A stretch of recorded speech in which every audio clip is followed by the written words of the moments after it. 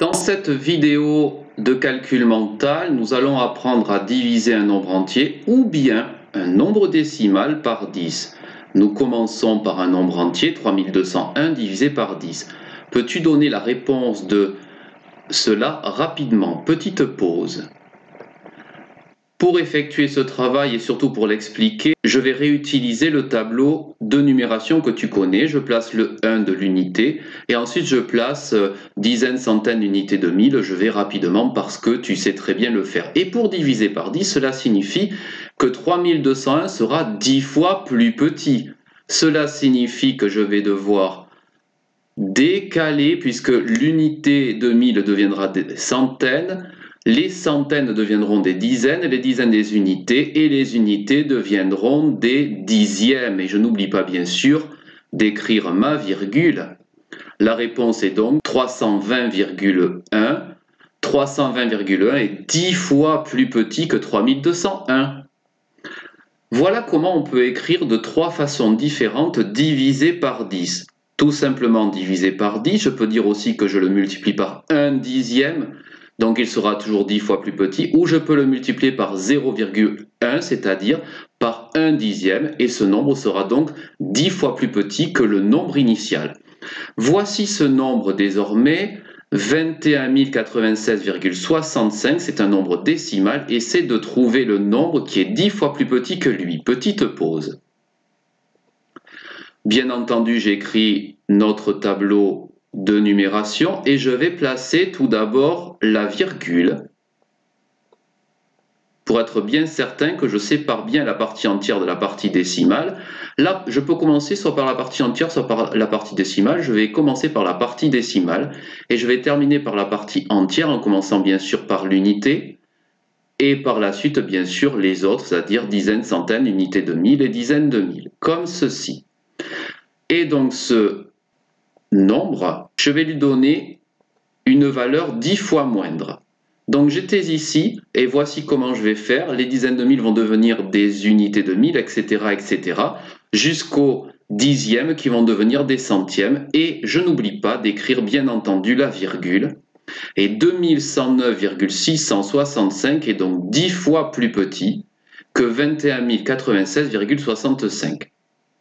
Voyons si tu as bien compris maintenant cette division avec ces trois écritures. Je les écrirai maintenant tout le temps. Voici un nombre entier, 538 784. Peux-tu en donner le nombre qui est 10 fois plus petit que lui? Petite pause. Donc, nous continuons avec ce tableau et je place l'unité, bien entendu. Dizaines, centaines, unités de 1000, dizaines de 1000 et centaines de 1000. Je le fais très rapidement puisque tu as maintenant l'habitude. Et ensuite, bien entendu, je vais venir, on pourrait dire décaler, c'est-à-dire donner une valeur 10 fois moins importante à chaque chiffre. Et je place ici une virgule, et je sais donc que 53 878,4 est 10 fois plus petit que 538 784.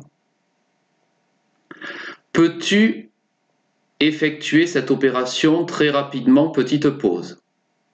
Je remets ici le tableau, et je place tout d'abord la virgule, et ensuite je m'occupe soit de la partie entière, soit de la partie décimale. Cette fois-ci, je vais commencer par la partie entière avec le 3 unités, et je placerai tous les autres devant, c'est-à-dire dizaines, centaines, unités de 1000, dizaines de 1000, centaines de 1000, et je n'oublierai pas bien sûr la partie décimale.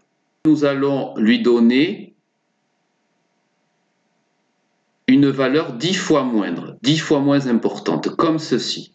Je n'oublie pas bien entendu la virgule, et je sais donc que 67 200,38 est 10 fois moins grand que 672 003,8. Peux-tu calculer cette opération? Petite pause. J'écris toujours bien sûr le tableau pour encore réexpliquer comment on peut procéder. Bien sûr, c'est un nombre décimal, donc je mets d'abord la virgule. Je m'occupe de la partie soit entière, soit la partie décimale. Je vais m'occuper de la partie décimale. Comme j'aurais pu commencer par la partie entière, en commençant bien sûr par l'unité, puis dizaines, centaines, unités de mille, dizaines de mille, centaines de mille, unités de millions et dizaines de millions. Comme ceci. Et par la suite, je vais donner une valeur 10 fois moindre à ce nombre. Le voici. Je n'oublie pas bien sûr la virgule, ici entre l'unité et le dixième. J'ai donc ce nombre qui apparaît. Je vais l'écrire ici car je n'ai pas assez de place.